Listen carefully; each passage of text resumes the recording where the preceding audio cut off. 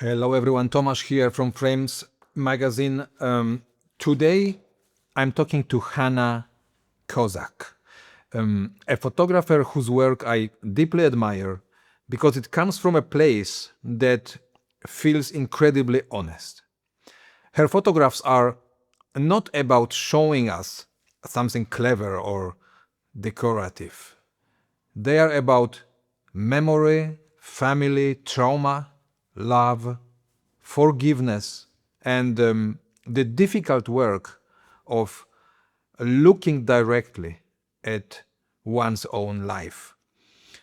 Whether she photographs her mother, her father's history, herself, or even flowers from her mother's room, there is always that sense that the camera is helping her understand something very personal. And through that, also something very human. What I respect so much in Hannah's work is the courage behind it. She stays with subjects for years. She allows vulnerability to be visible. And she reminds us that photography can be more than observation. It can be a way of healing, remembering, and making peace.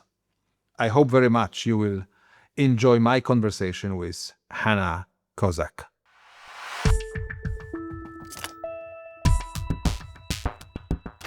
Hannah, good morning. Welcome to Frames. It's not a welcome. I mean, you have been a part of the community for a while now, but it's great to have you here on on this video chat live, connecting from Los Angeles. Let me start just quickly before I let you talk. When every time I think about your photography, and I was just driving now to the office here and also thinking about it again, the word that comes to mind immediately, for me is honest. I mean, I don't know, there is not many photographers, or maybe you are basically the only one where this description, this word comes so vividly to my mind when I think about your images. It's such an honest work, personal, touching on personal stories, subjects, history of your family, self-portraiture. It's everything so open, so honest, so direct and personal. So I want to ask you, for starters, when did it turn this way for you? When did you discover that photography is this kind of very personal tool of expression? Because I know you started relatively at a young age, I think, with a small Kodak Brownie camera, right? I did. Photograph. Yeah. So but tell us about the beginnings, and then how did it develop into this way of photography you are doing till this day? First of all, thank you for having me here. It's wonderful to see you again. And my father gave me uh, that Kodak Brownie Hawkeye, and I was between 10 to 12 years old, and I just started with photographing my life, my family, my friends, my animals, flowers. I would say when it really turned personal was I worked in Hollywood as a stunt woman, and I had jumped off of the tallest building. I jumped out of a helicopter onto the tallest building downtown LA, and I broke both my feet. Oh, And okay. and that forced me to sit still. And when I sat still, I realized what I needed to do was heal my relationship with my mother. And she had been institutionalized because her second husband had abused her. And she was left brain damaged. And that's really after I enrolled in a 2-year spiritual psychology program, where in the second year, they say to you, what is the hardest relationship you have in your life that you don't think you can even heal? And of course, I chose my mother.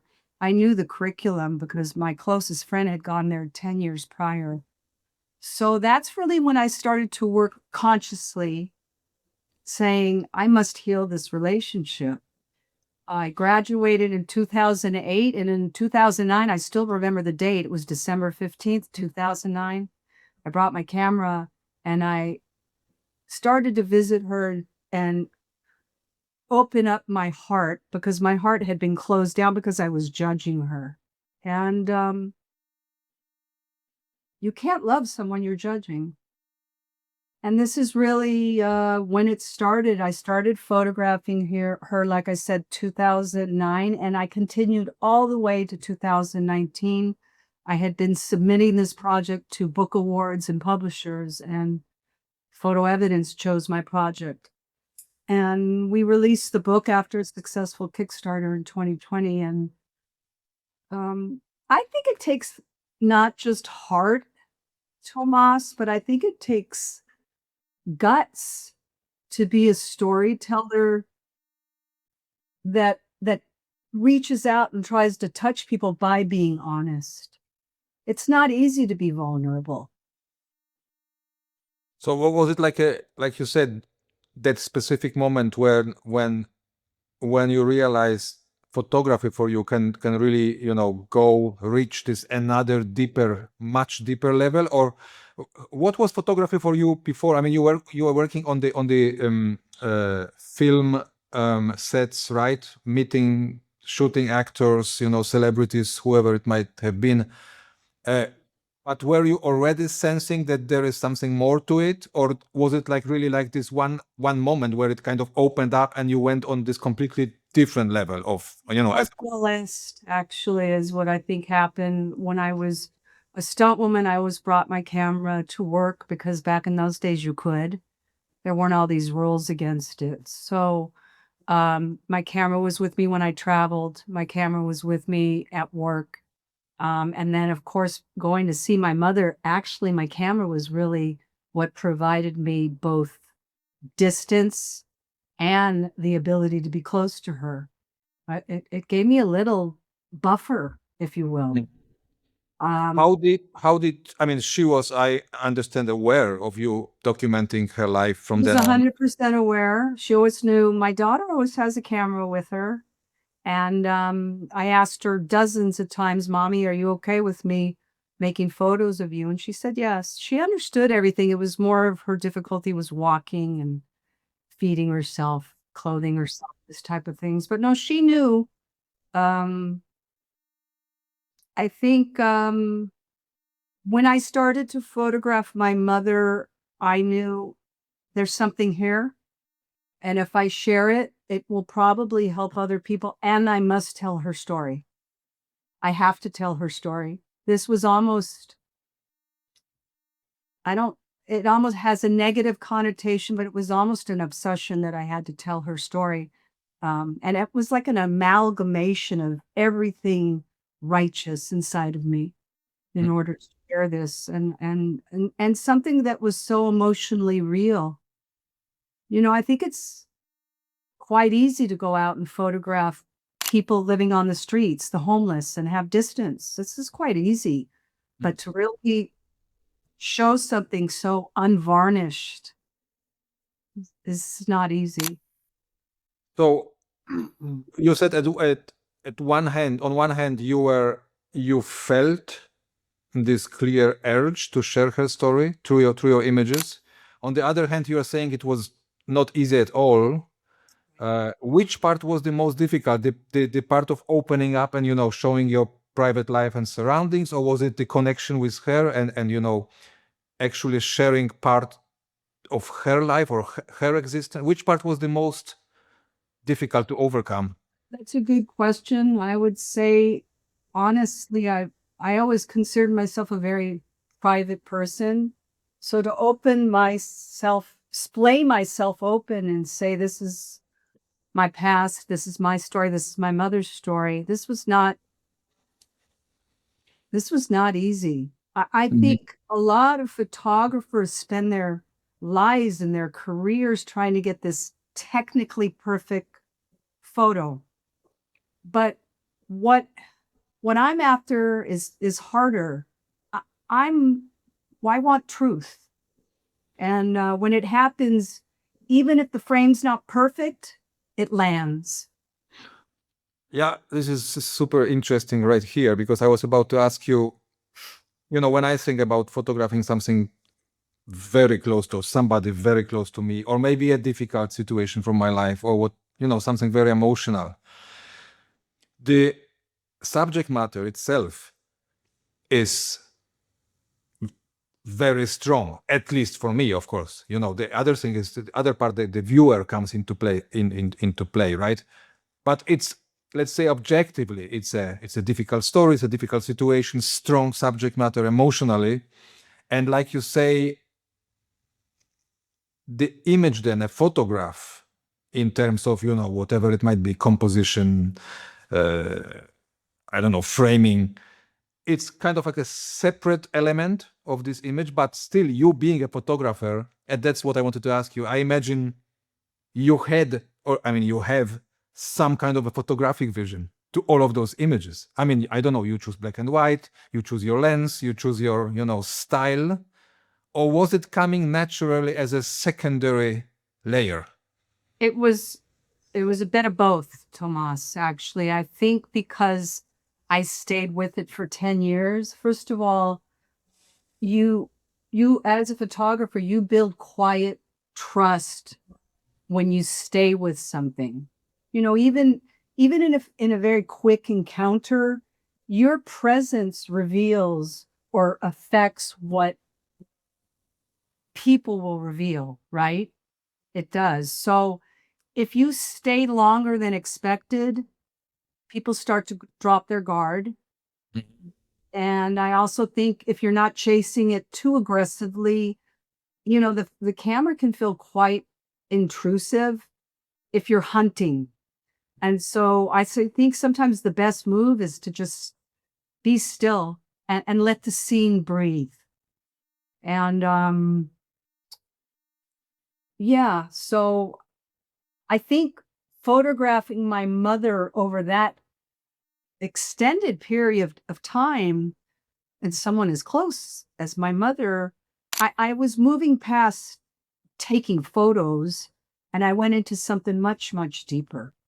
And I think that's why, and thank you, because your feedback that my photos are honest is the best compliment you could give me, because there isn't any performance left when I stayed with her that long. There's no need for performance. And so I was just really capturing history and presence and truth all layered together.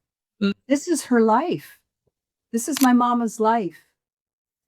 And Yeah, absolutely. But you know what? I wanna still, if you're okay with this, I still wanna dig here a little bit deeper to find out what the difference is, or maybe not the difference, what the cooperation is, that so to speak, between story itself. So in this case, your mom's story, you know, her presence, the situation, you visiting her in the what is the hospital, hospitium, I don't know what the name is. home. Yeah, when I look at your images as a body of work, this is extremely strong. It's strong because it's an emotional situation. It's but you still were making photographical choices, you know. I imagine, you know. That's very true. I was always looking for the light when I could, but also because light is the most important component of photography, uh, besides the composition. And but also I was limited in the light, in that in the first facility my mother was in was 35 years, and the second was 12 years. So a lot of the photographs were created inside both of these facilities. So I had the light that I had, but yes, I would wait if I could to certain times of the day when the sun was at the right angle and I'm not getting harsh shadows on her face. So um, it also, I wasn't I wasn't just capturing these moments, I was literally documenting her life as it unfolded, and I think that's something most photographers spend their whole careers trying to reach. I you know, I traveled around the world before I realized, "Oh my goodness, my greatest subject has been in front of me my whole life."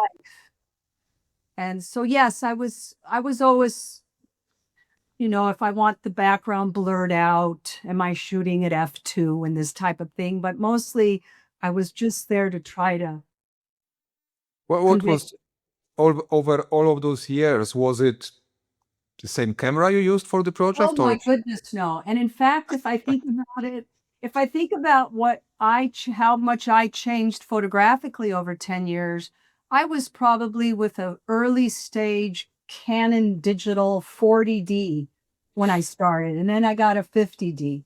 And then I got a Canon 5D Mark II, and I had a 5D Mark III. And then I transitioned to Fuji. And then I brought in a Rolleiflex 2.8. And then sometimes it was my Holga. So no, it was absolutely not the Okay. same camera for 10 Okay. years. But the approach, I can imagine, at least in some kind of a physical way, was I can imagine you being just there and feeling the situation, the room, and just, probably grabbing the camera when you felt something and Yes, quietly capturing the image, right? absolutely. And the main thing was I kept showing up. That's what we are supposed to do as photographers anyway, whatever we are doing. But Yeah. But maybe, in this digital realm, and I'm not knocking digital, there's a place for it. I think there's this inaccurate sense of I can create a photo essay in a weekend. Not if you want depth. mhm, Can't. agree. Yeah. Yeah. Okay. And then you visited Poland and I visited Poland numerous times because my father survived 8 Nazi forced labor camps, and 10 days after he died, I booked my first trip to Poland because I promised him I would tell his story. He actually asked me to. Um, and I said, "Daddy, I will." And I did a trip to Poland. I went to his hometown of Beijing, which was 45 kilometers from Auschwitz. I went to Auschwitz on that first visit, and I came home and I was editing my photos with from a Canon 5D Mark II, I believe, if we go back to 2013. But I also had put my Nikon F4S with my 51.4 in the bag. And I was editing my photos in Lightroom, and I thought, you know what? These photos are flat. The photos that I created with my Nikon film camera had the depth and the layers and a richness. And I said to myself, I need more of a war-torn Europe look. I'm gonna Mhm. have to go back. And I had to go back. I went to Auschwitz again, believe it or not. I went back to my father's hometown, and I created this series with a Rolleiflex 2.8 F that I acquired the next year. And that camera, because of the square image, and also, when I'm working with the Rolleiflex, I'm forced to be more present. I have 12 images in each roll, and I'm traveling through airports with film and having to show it because I don't want it x-rayed, and quite challenging The doing a question project is, with question is film. how many rolls were you taking with you on the trip? I would I would gauge the each camp that I needed at least 2 rolls. I did a total of 19 camps thus far. Okay. Yeah, So yeah, it's just incredible story.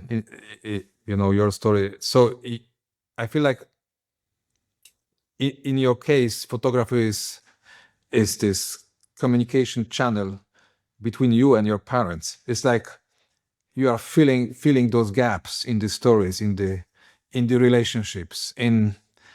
Uh, is it a you feel good doing this probably? Yeah, this photography.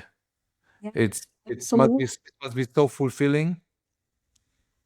I thought about it so much, Tomas. I mean, I've been to more camps in Poland than my father has ever was in, right? So Mhm. I was able to, by following in his footsteps, able to really look at my father's life from the time he was about 10, 15 years old until the camps were liberated in 45. So this is an incredible gift that I gave myself to be able to go and see Poland with my eyes. My goodness. And then I lived with this work again for about a decade because I was also on the side creating some film, moving film. Well, then I would come home. I was teaching myself Final Cut. I didn't know anything about this. I'm a stills photographer. In order to get really good at something, I think you have to stick to one thing.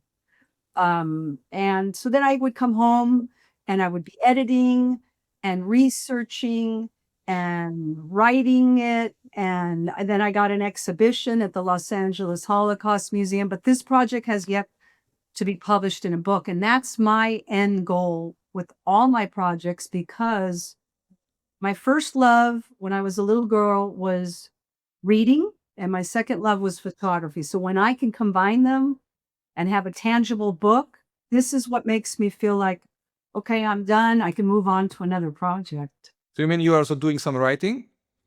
Oh, I'm a writer too. Yes. I wrote my the memoir for my mother's book. I How do studied you a lot of teachers. Mhm. Photography compared to writing when it comes to expressing yourself? Completely different stories, or some kind of overlap, similarities for you emotionally, or you need them both in a way, in a different way? I think I need them both, but I will say that a good photo stands on its own.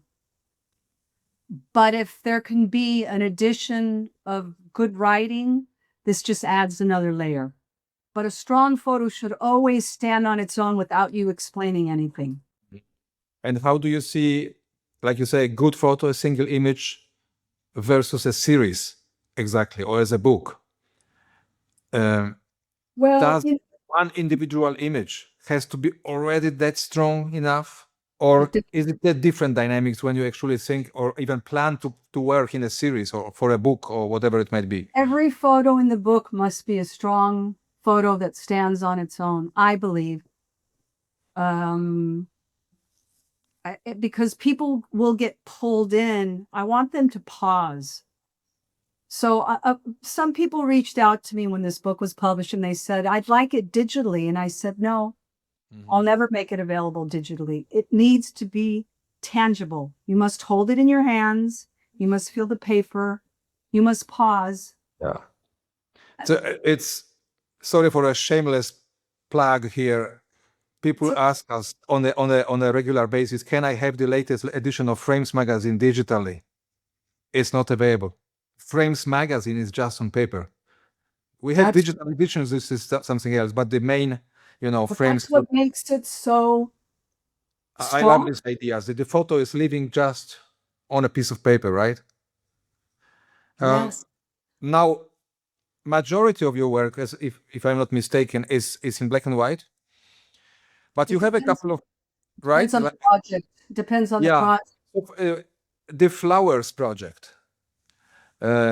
Which years is it? And this one is in color, right?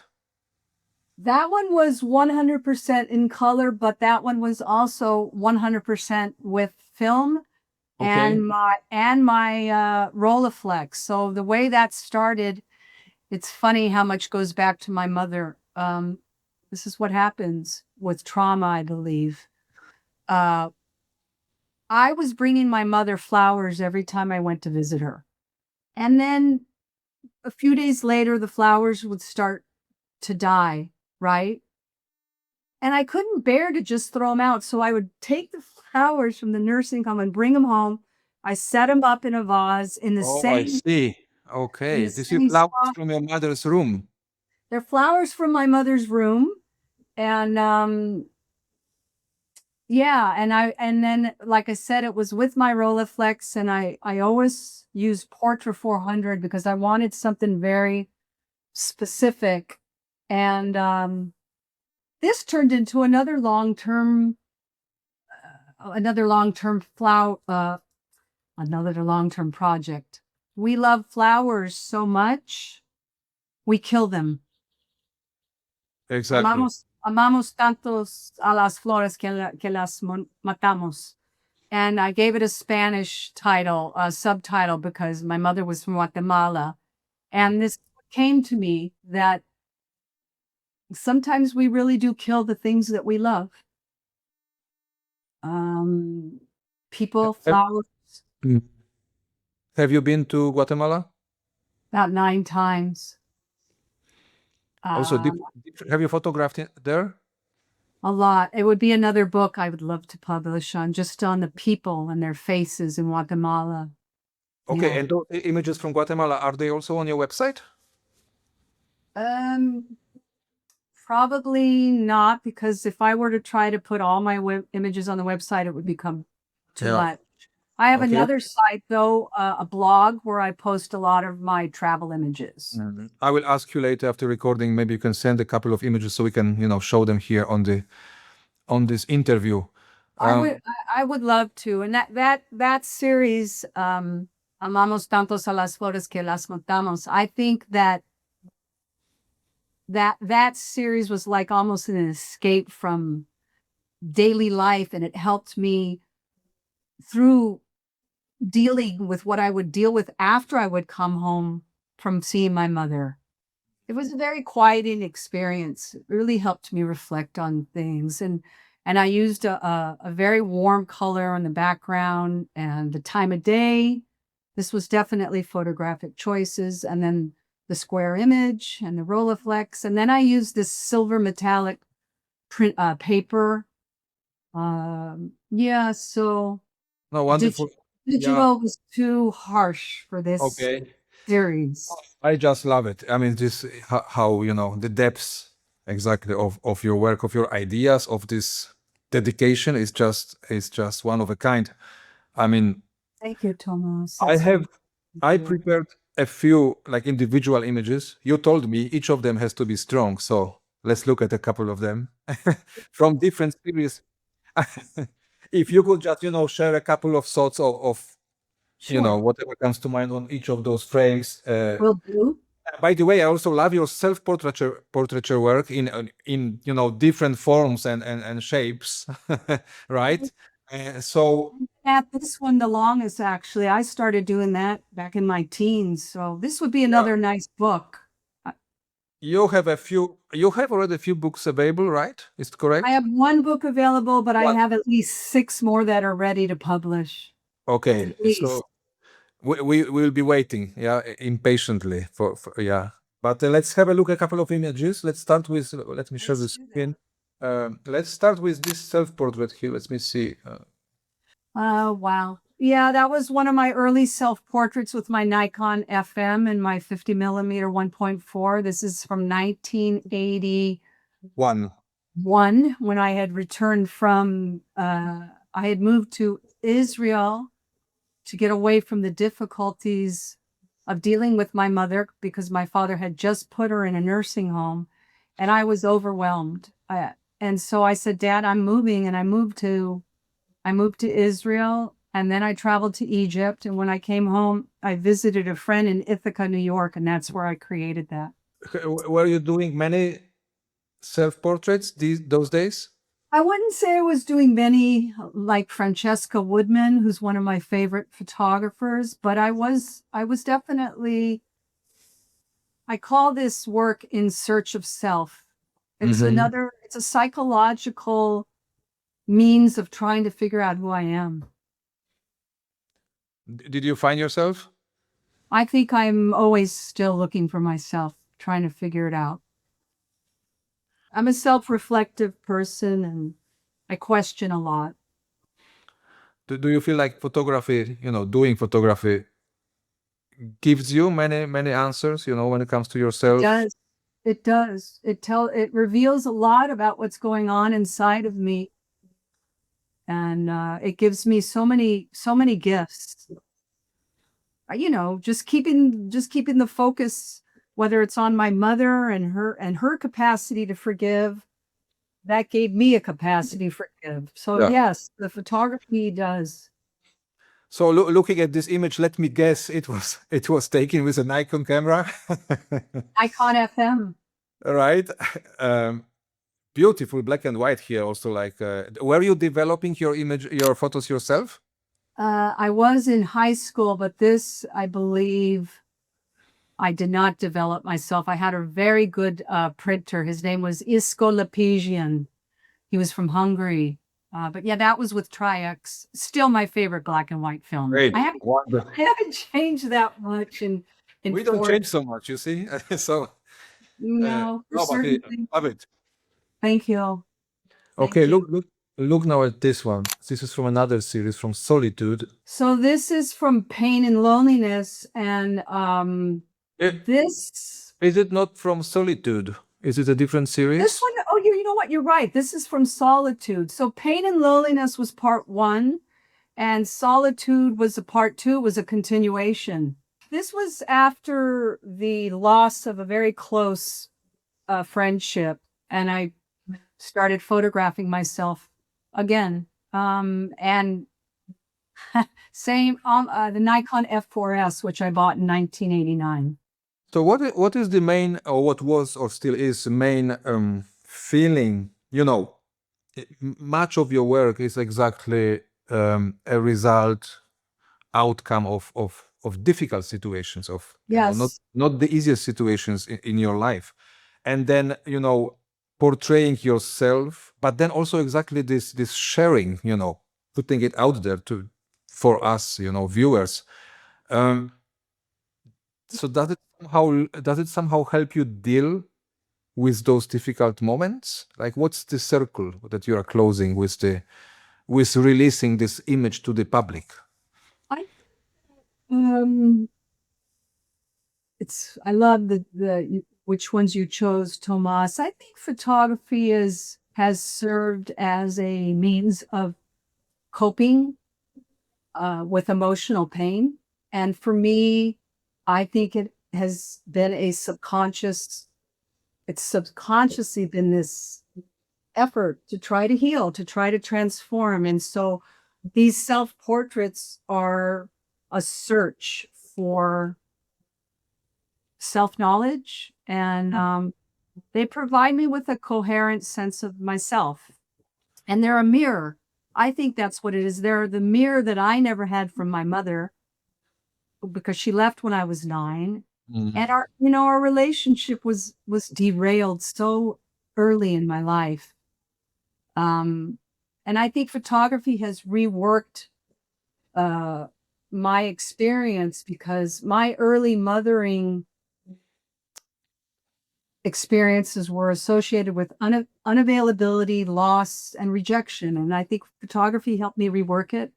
And it's a great place for me to express my conflicts and the separation of our relationship, and my opening up my heart. So yeah,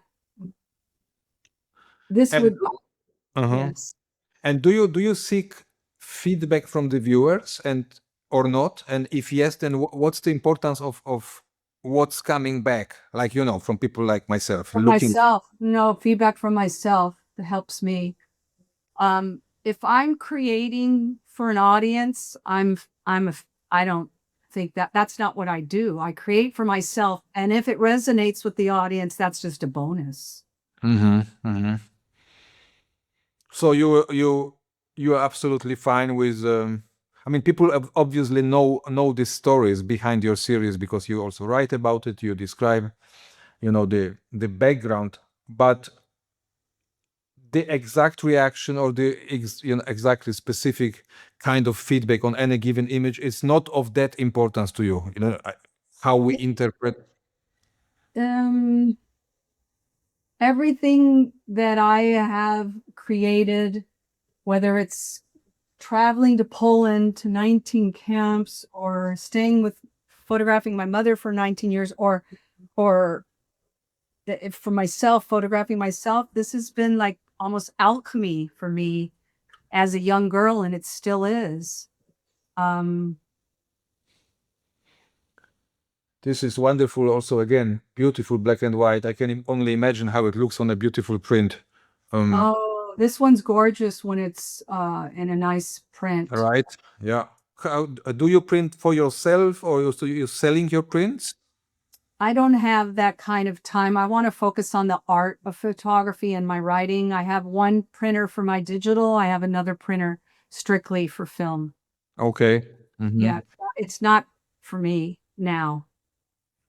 And I Right. need to focus on books, you know. Mhm. That's what's important to me. I believe that printing is a whole separate art form.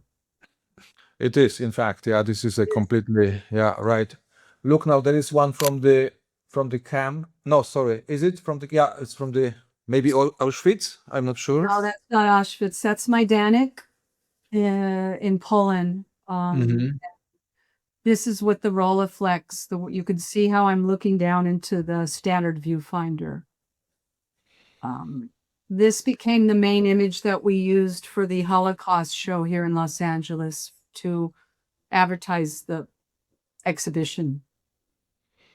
I mean, this one is great because there are all the layers, not only visual layers, but the emotional layers. I mean, there is you know, looking at the past, looking at your father's life, looking at yourself. I mean, it's just, It's looking at my family too, knowing that the majority of my family from my father's mother, father, and his 7 siblings, except for one at Treblinka, they all died this way, ending okay. up in a Mm. crematorium. It's very heavy for me. It's very, very heavy. You create work which is heavy. You somehow need it. You somehow exactly. It's difficult, but at the same time, it's liberating somehow. Yeah. Yeah, I think that trauma can rewire things in your brain by dealing with it. It's the not dealing with it is what causes the problems such as addiction. It's not dealing with the feelings and the emotions. And here's one of the flowers. Yes. So you said you were using? Do you remember what film stock you were using? Yes. Portra 400. Was it a very conscious choice in advance, or you just Very happened? conscious.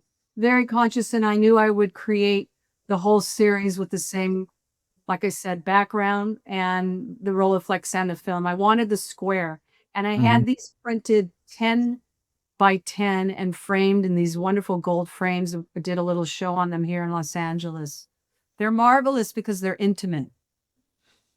I see a lot of very big prints now at some of the photo shows, and I think maybe when they're going so big, they're trying to hide the fact that there's nothing in the photo, right? So I like these little photos, 10 by 10, 10 inches by 10 inches. Mhm.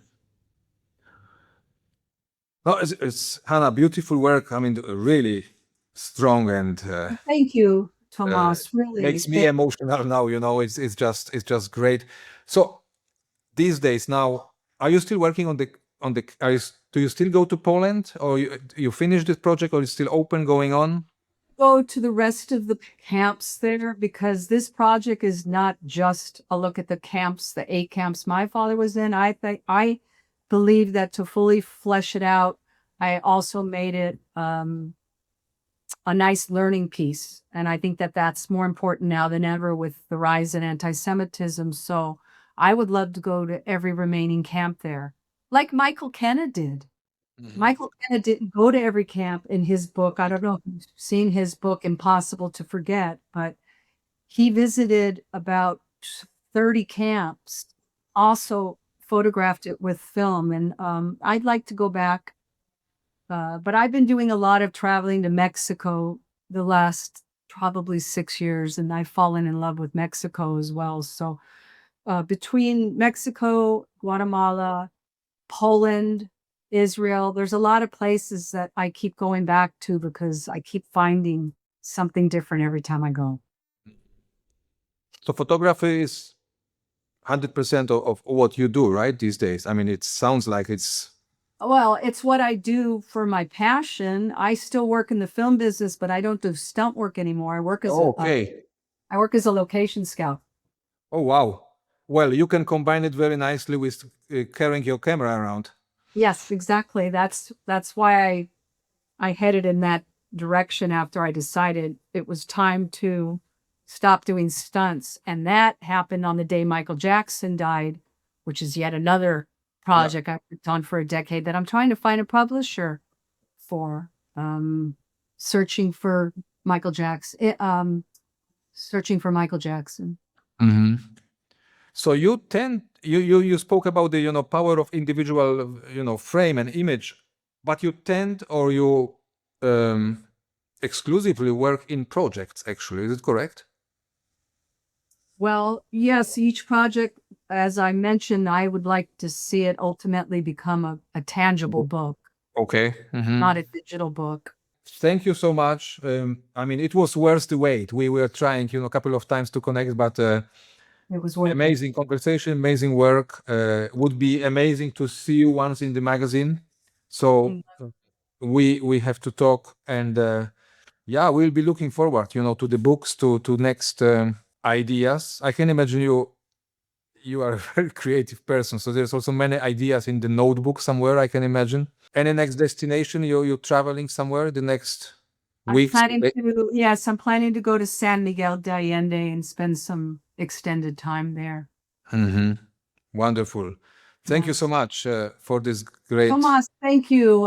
This has been very nice way to start the day, and seeing you is always a breath of fresh air, and you have such Well, thought-provoking questions. thank you so much. Yeah, and yeah, all the best with the project. We stay in touch, definitely, right, Hannah? Thank you so much. Thank you.